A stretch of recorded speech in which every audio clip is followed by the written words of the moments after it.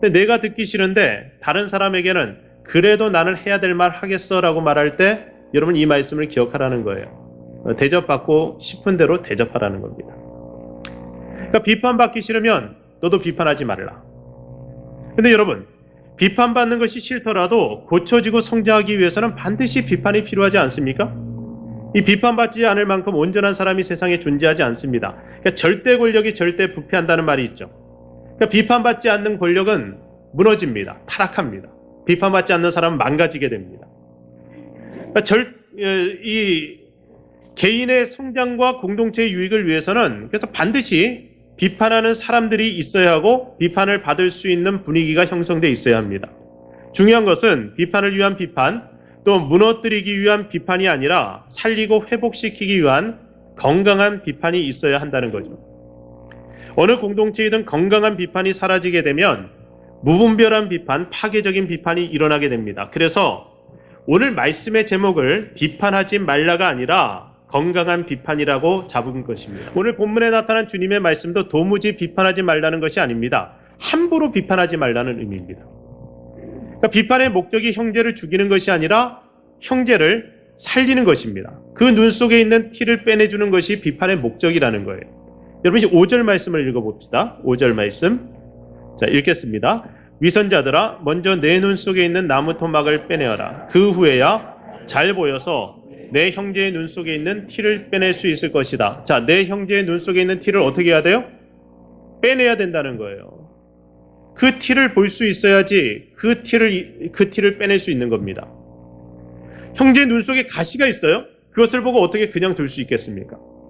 빼내어서 건강하게 만들어 주어야 하는데 그러기 위해서는 내 눈 속에 있는 나무 토막을 먼저 제거해야지 형제의 눈 속에 있는 가시를 제대로 밝히 볼 수 있다. 자기 속에 있는 커다란 나무 토막은 무시한 채 남의 눈에 있는 작은 가시를 빼겠다고 비판한다면 그 비판 듣는 사람의 마음은 어떨까요? 비판하는 사람이 너무 강한 사람이라면 아마 속으로 말할 거예요. 아마 대등한 관계나 자기보다 낮은 위치에 있는 사람이라면 한마디 할 수 있을 겁니다. 뭐라고 할까요? 너나 잘하세요. 그럴 거예요. 너나 잘하세요. 그러니까 주님이 자기 눈 속에 커다란 나무 토막을 가진 채 다른 이들 눈 속의 티에만 집중하는 사람을 가리켜서 뭐라고 하냐면 위선자라고 말합니다. 위선은 거짓된 인격입니다. 자신을 살피지 않고 다른 이들을 판단한 사람이 이 위선에 빠지게 되는 겁니다. 겉보기에는 그럴듯해 보여도 속은 완전 아닙니다. 어느 정도 사람들을 속일 수 있지만 모든 사람을 영원토록 속일 수는 없는 것이 위선입니다.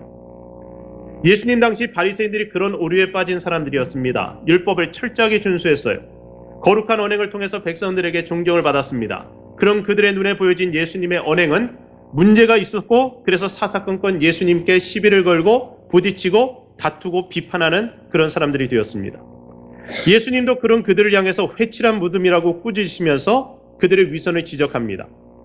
겉은 아름답지만 속으로는 썩는 냄새가 가득한 사람이었고 그런 그들의 위선에 속은 사람들도 그들과 함께 위선의 길을 걷고 있었던 겁니다. 그들의 위선을 가리기 위해서 그들이 사용한 방법이 바로 적극적인 비판입니다. 사람들이 누군가를 비판하게 되면 자신은 그 비판으로부터 자유롭다는 착각에 빠지기 쉽습니다.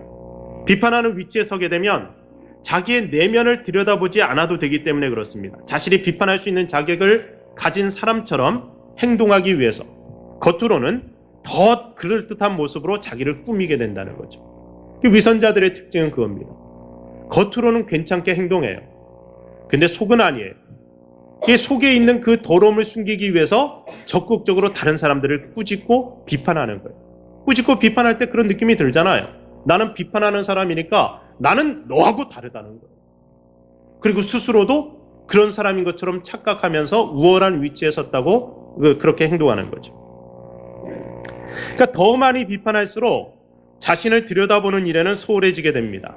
겉모습은 더 거룩하게 꾸미게 되고 그렇게 겉과 속의 이 갭이 점점 더 커지게 됩니다. 위선자가 되어가는 거죠.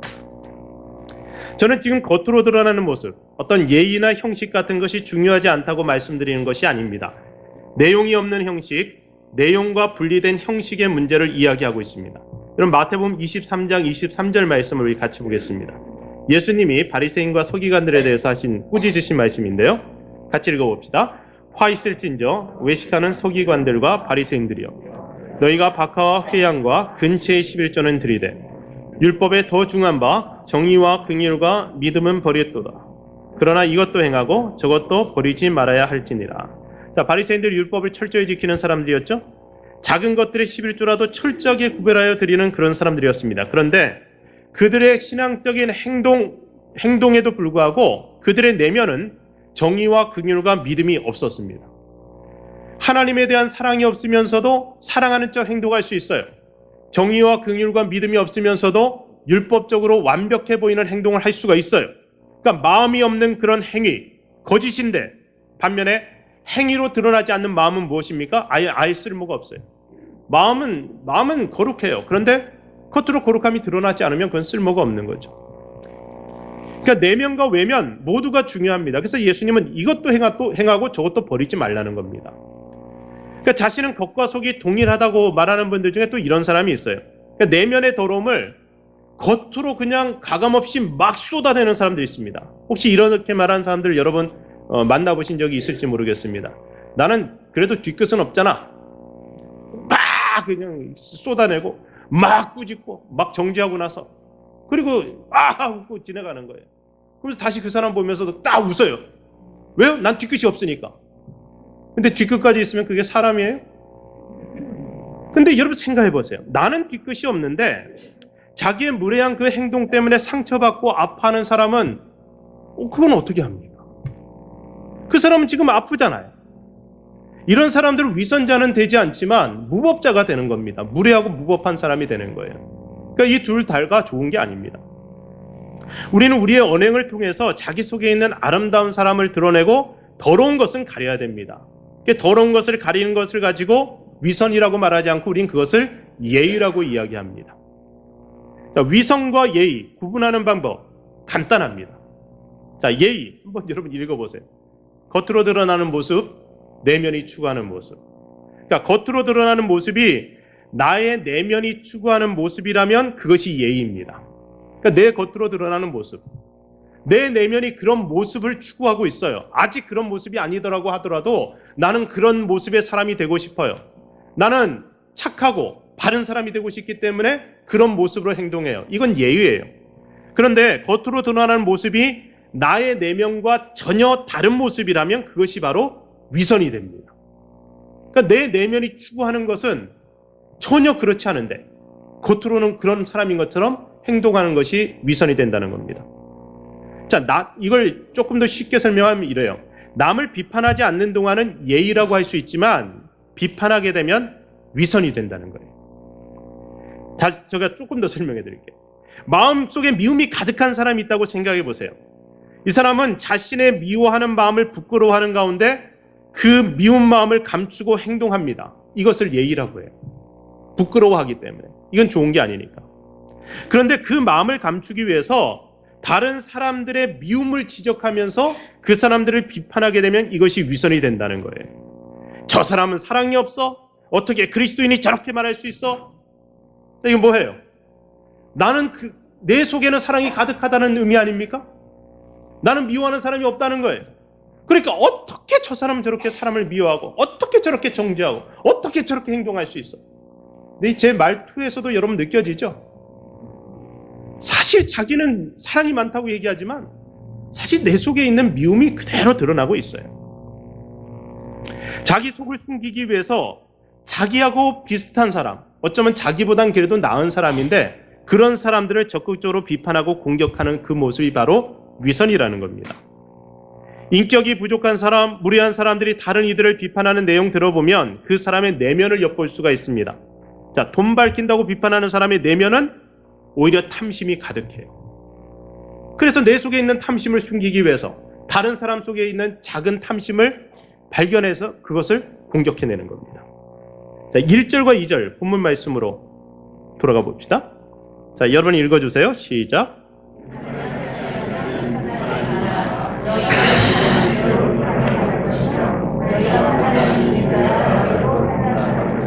자, 너희가 비판한 그대로 비판을 받을 것이고 너희가 판단한 기준에 따라 너희도 판단받을 것이다. 자, 위선자의 비판은 곧 자기 자신에 대한 비판이 됩니다.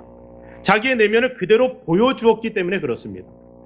자기 눈 속에 나무 토막이 굴절 렌즈가 되어서 다른 사람 눈 속에 있는 티를 크게 비춰주는 거예요. 그래서 나는 보는 눈이 있어 라고 하는 그 말 속에 어쩌면 내 속에 있는 나무 토막이 굴절 렌즈처럼 돼서 다른 사람 속에 있는 보통 사람들은, 그런 마음이 없는 사람들은 볼 수 없는데 이 사람 너무 그게 잘 보이는 거예요. 그리고 그 비판이 결국은 그대로 부메랑이 되어서 그를 판단하는 기준이 됩니다. 자기가 비판하는 것으로 다시 비판받게 되면 얼마나 당황스럽겠습니까? 그러니까 비판받지 않으려면 어떻게 해야 돼요? 비판하지 말아야 돼요. 여러분 비판받고 싶습니까? 비판받고 싶지 않아요. 그러면 비판하지 말아야 된다는 거죠. 자, 그러면 문제는 여기서 또 하나 생깁니다. 모두가 비판받지 않는 신앙생활을 하려고 하면 우리 교회 공동체는 어떻게 될까요? 이 세상에서 비판받지 않으려고 행동하는 사람들만 가득하다면 그럼 이 세상은 어떤 식으로 돌아가게 될까요? 자, 거룩한 동기로 시작된 일이라고 하더라도 잘못이 발생하면 비판을 받아야지 고쳐집니다. 우리 모두가 완벽하지 않기 때문에 우리는 비판을 통해서 고쳐지고 성장할 수 있습니다. 그래서 비판은 꼭 필요합니다. 근데 모든 사람들이 비판받지 않기 위해서 비판하지 않는다면 그러면 오만한 권력은 비틀어지고 망가지게 되고 교회 모든 리더들은 그들의 치리 행위에 대해서 아무런 비판 없이 그냥 잘못된 길을 갈 수도 있습니다. 성도들도 그들의 신앙생활에 대해서 건강한 비판을 듣지 않으면은 자기의 잘못들을 수정할 수가 없어요. 그래서 건강한 비판이 사라지게 되면은 그 다음에 어떤 일이 생기냐면 무례하고 그리고 무분별한 비판들이 그 자리를 대신 차지하게 된다는 겁니다. 그래서 아주 그냥 시끄러운 일들만 생기게 돼요. 건강한 비판을 거부하게 되면 그런 파괴적인 비판에 직면한다는 사실을 우리는 역사를 통해서 많이 봐왔어요. 왜냐하면 독재자들이 그런 말로를 겪잖아요. 평상시에 건강한 비판을 받지 않다 보니까 결국은 아주 파괴적인 비판 가운데서 무너지는 겁니다.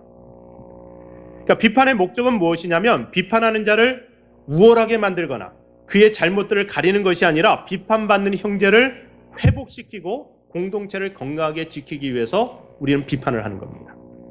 그러니까 이 일을 하기 위해서 필요한 것이 먼저 자신의 위선을 벗어버리는 것입니다. 그 후에라야 눈이 밝아져서 다른 이의 진짜 문제를 발견하고 그것을 해결해 줄 수 있는 능력을 갖게 되는 겁니다. 단순히 비판을 위한 비판을 하는 것이 아니라 다른 사람 눈에 가시를 빼내주는 비판을 하는 것, 그것이 바로 건강한 비판자의 모습입니다. 자, 4절과 5절 자, 읽어주세요. 시작. 내 눈 속에 있으면서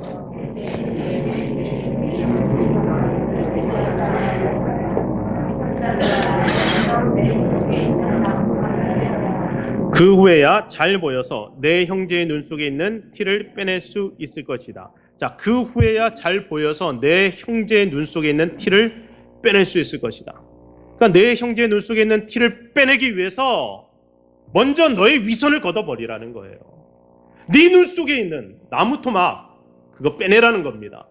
자기를 살필 수 있어야지 다른 사람을 고쳐줄 수 있습니다. 잠언서 28장 23절 말씀도 읽어볼까요? 사람을 경책하는 자는 혀로 아첨하는 자보다 나중에 더욱 사랑을 받느니라. 그러니까 경책하라는 거예요. 꾸짖고 비판해야 된다는 겁니다. 사랑하는 이들을 위해서 내가 건강한 비판자가 되어야 합니다. 우리 교회와 우리가 속한 공동체를 위해서 우리 자신이 건강한 비판자로 성장해야만 합니다. 그래서 우리들의 건강한 비판을 통해 악한 자의 괴계가 무너지고 연약한 자들이 힘을 얻고 병든 자들은 치유받고 회복되는 은혜를 누려야만 돼요. 그래서 우리 모두가 건강한 비판자가 되기 위해서 먼저 무엇을 해야 됩니까? 자기 눈 속에 있는 나무 토막을 빼내야 됩니다. 그래서 자기를 비판해야 돼요. 건강한 비판자가 되기 위해서는 끊임없이 자기를 비판할 수 있어야 됩니다. 우리가 말씀을 묵상하고 큐티 생활을 하고 그리고 자기를 돌아보는 그런 시간을 갖는 이유가 뭡니까? 자기를 돌아보는 거예요. 내 속의 죄를 보는 겁니다. 내 속의 나무 토막을 보는 거예요. 내로남불이라는 말들을 합니다. 자기가 하면 로맨스고 남이 하면 불륜이라는 거예요. 그러니까 기준을 자기 자신에게는 굉장히 낮은 기준을 적용하고 다른 사람에게는 엄격한 기준을 적용하는 그런 것이 보통 사람들의 행동이에요. 그러나 건강한 비판자는 자기 자신에 대해 더 엄한 기준을 적용해야 합니다. 판사나 검사처럼 법을 집행하는 사람, 목회자 같은 영적 지도자, 사회 지도층에는 더 엄격한 기준이 요구되어지는 것과 동일합니다. 그러니까 건강한 비판자가 되려고 하면 스스로에게 더 엄격한 기준을 적용해야 되는 거죠. 어떻게 장로가 그럴 수 있어? 자, 이런 표현을 할 때 자기는 장로가 아니기 때문에 그래도 된다고 생각하는 거예요. 그러나 비판하려고 하면은, 사람을 살리려고 하면, 공동체를 세우려고 하면 비판의 내용이 맞더라도 그 비판하는 사람의 그 자신이 그 속에 나무 토막을 가지고 있어서는 안 된다는 거예요. 그러니까 비판의 내용이 맞아도 비판의 능력이 나오지 않는 이유가 그런 겁니다. 맞는 말을 했어요. 바른 소리 했어요. 근데 사람이 바뀌지 않아요. 바른 말을 들었는데 상대방은 더 화가 나는 거예요. 그래서 나를 공격해요. 그래서 서로 치고받고 해요. 무례한 말들이 막 오고 가요. 그러면서 서로 남의 자기 눈에 있는 나무 토막은 보지 않으면서 서로들 남의 눈에 있는 티를 뽑겠다고 서로 그냥 뽑다가 이 눈알을 다 뽑는 거예요. 그러다 보면 서로 못 보잖아요. 완전히 못 보는 상태가 됩니다. 암흑이 되는 거죠. 자, 어떻게 비판해야 될까? 건강한 비판에는 지혜가 있고 질서가 있습니다. 이 지혜는 어디나 나오는 것 같아요. 지혜가 있고 질서가 있어요. 마태복음 18장이 형제의 잘못을 발견했을 때 그것을 처리하는 방법에 대한 말씀이 나옵니다. 일단 저는 여러분이 사소한 잘못에 대해서는 너그럽게 넘어가는 아량을 가지길 바랍니다. 그러니까 뭐 고쳐지지 않는 약점 같은 거 여러분 지적해봐야 그거 고쳐지지 않잖아요. 나도 그렇잖아요. 내 속에 약점 얼마나 많습니까? 지적한다고 고쳐집니까? 넘어가라는 거예요. 그런 건. 그리고 상대방의 잘못이 그 자신과 공동체를 망가뜨리는 죄와 같은 것이 되었을 때 그런 것들에 대해 해결하는 방법을 마태복음이 지금 이야기하고 있습니다. 우리 같이 읽어봤으면 좋겠습니다. 18장 15절에서 17절 읽읍시다. 내 형제가 죄를 범하거든 가서 너와 그 사람과만 상대하여 공고하라. 만일 들으면 내가 내 형제를 얻은 것이요 만일 듣지 않거든 한두 사람을 데리고 와서 두세 증인의 입으로 말마다 확증하게 하라. 만일 그들의 말도 듣지 않거든 교회 말하고 교회 말도 듣지 않거든 이방인과 세례와 같이 여기라. 자, 형제가 죄를 범하였을 때 자, 그 죄가 그를 파괴하고 공동체를 파괴하는 죄예요. 어떻게 해야 됩니까? 그 죄를 알게 된 사람이 그 사람과 1대1로 만나서 그 사람과만 상대하여 공고하라는 겁니다. 그 사람이 그 죄에서 벗어나게 하는 것이 목적이기 때문에 드러내놓고 비판하는 것이 아니고 비밀하게 이야기하라고 말씀합니다. 그 사람을 살리는 것이 목적이니까. 어떤 사람들은 그냥 뭐 누구의 문제만 알게 되면 누구의 잘못을 알게 되면 대놓고 돌아다니면서 이제 열심히 얘기하는 분들이 있어요. 백설공주예요, 백설공주. 제가 대학 다닐 때 어떤 친구 하나는 소식을 너무 잘 전하는 친구가 있어요. 그래서 학교 안에 뭐 교내 방송국이 있잖아요. 그래서 뭐 교내에서 이렇게 스피커를 통해서 방송하고 그러니까 그 방송국에 뭐 알려주면은 이제 그걸 광고하고 그러는데 우리가 그랬어요. 아니 거기에 알릴 거 없이 그냥 쟤한테 얘기해. 그럼 금방 퍼져 그랬어요.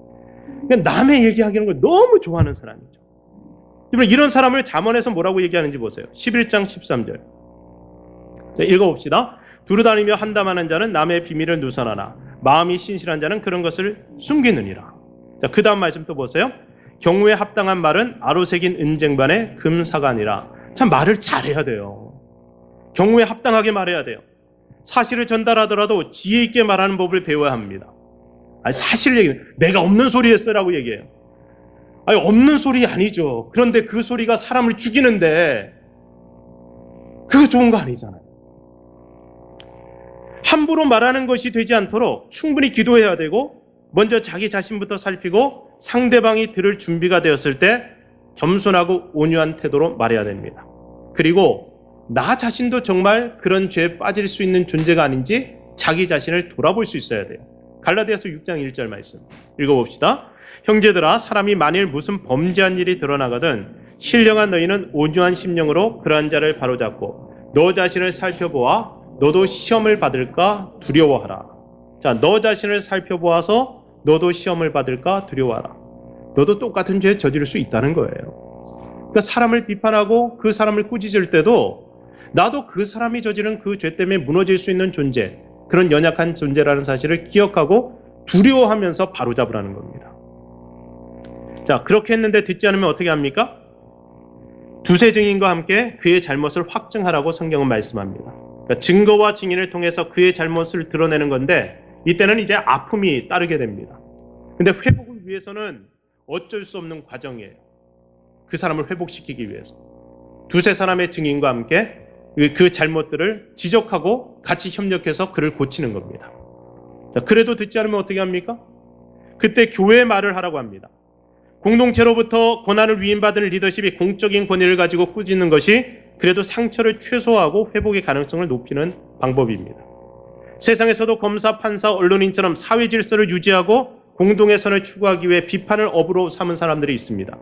교회에서도 당회원들이 그 역할을 하는 사람들입니다. 그래서 당회로 섬기는 장로님들은, 당회원으로 섬기는 장로님들은 이런 비판의식을 가지고 건강한 비판을 하는 사람들이 되어야 돼요. 비판을 잘해야 돼요. 함부로 해서도 안 돼요. 지혜롭게 해야 되고, 그리고 공적인 권위를 가지고 그 일을 감당해야 됩니다. 당회를 치리기관이라고 하는데 여기에는 교회의 질서를 세우고 범법자를 징계하는 역할이 포함됩니다. 고린도전서 5장 12절 말씀을 보십시오. 자, 읽어볼까요? 밖에 있는 사람들을 판단하는 것이야 내게 무슨 상관이 있으리요마는 교회에 있는 사람들이야 너희가 판단하지 아니하랴. 자, 교회 안에 있는 사람, 교회 바깥에 있는 사람들을 우리가 어떻게 판단할 수 있냐는 거예요. 그 사람들을 판단하고 징계할 수 있는 권한이 우리에게 없어요. 그러나 교회 안에 있는 사람, 잘못된 행동을 하는 사람, 죄를 저지르는 사람, 공동체를 어지럽히는 사람들에 대해서 그것을 판단하지 못한다면 그러면 그게 무슨 교회냐는 거예요. 요새 많은 교회들이 치리가 사라졌어요. 그거는 교회 안에 치리할 사람이 없다는 의미입니까? 잘못을 저지르는 사람이 없다는 의미예요? 그게 아니에요. 교회의 영적 권위가 무너져 있어요. 그리고 건강한 비판을 못하게 돼버렸어요. 저는 이 건강한 비판이 교회 공동체 안에 개개인에게도 살아있어야 되지만 그러나 교회 리더십, 당회원들에게도 살아있어야 된다고 생각해요. 그게 없으면은 사람들이 방대하게 행동합니다. 무례한 비판들이 난무합니다. 그리고 무질서하고 깨트리는 비판들로 인해서 사람들이 서로 상처를 주고받게 됩니다. 자, 만약 교회의 말도 듣지 않게 되면 그때는 어떻게 합니까? 성경은 뭐라고 가르치죠? 이방인과 세리처럼 여기라고 말합니다. 그러니까 이 말은 공동체를 지키기 위해 회개하지 않는 일을 공동체와 단절시키는 것을 의미합니다. 출교와 같은 징계예요. 매정해 보이는데 죄인과 교회를 위해 꼭 필요한 조치입니다. 그 죄인이 교회 공동체 안에서 계속해서 악을 행하고 교회 공동체를 파괴하도록 내버려 두는 것은 그 사람을 더 악하게 만드는 거잖아요. 그리고 대다수의 선하게 신앙생활을 하려고 하는 성도들의 신앙생활을 망가뜨리는 것이 됩니다. 그래서 오늘 보면 6절 말씀을 보세요. 자, 읽어봅시다. 거룩한 것을 개에게 주지 마라. 진주를 돼지 앞에 던지지 마라. 개나 돼지는 그것을 짓밟고 뒤돌아서서 너희를 물어볼 것이다. 자, 그것을 짓밟고 뒤돌아서서 물어볼 것이다. 여기에서 거룩한 것, 진주는 무엇이냐면 건강한 비판을 의미합니다. 그러니까 성경의 지침을 따른 건강한 비판을 받아들이지 않는 사람이라면 오히려 공동체 전체에 더 큰 해악을 끼친다는 거예요. 뒤돌아서서 너희를 물어버릴 것이라는 겁니다. 그러니까 아예 처음부터 비판이 시작되지 않았으면 몰라요. 그 죄가 드러나지 않았으면 몰라요. 그런데 그 죄가 드러나서 그 죄를 다루는 상황이 되었을 때 그 죄를 돌이켜 회개하지 않으면은 그때는 뒤돌아서서 너희를 물게 된다는 겁니다. 적극적인 공격자가 되고 파괴자가 된다는 거예요. 그래서 죄를 다룰 때는 굉장히 신중해야 돼요. 잘못 건드리면 이게 물어뜯는 상황이 되기 때문에. 어떤 충고나 권면이나 징계도 그를 회복시킬 수 없는 상황이 되면 공동체를 위해서 과감한 조치를 취해야 됩니다. 그것이 이방인과 세리처럼 여기라는 말씀의 의미입니다. 그리스도인에게 비판은 고통스러운 사역입니다.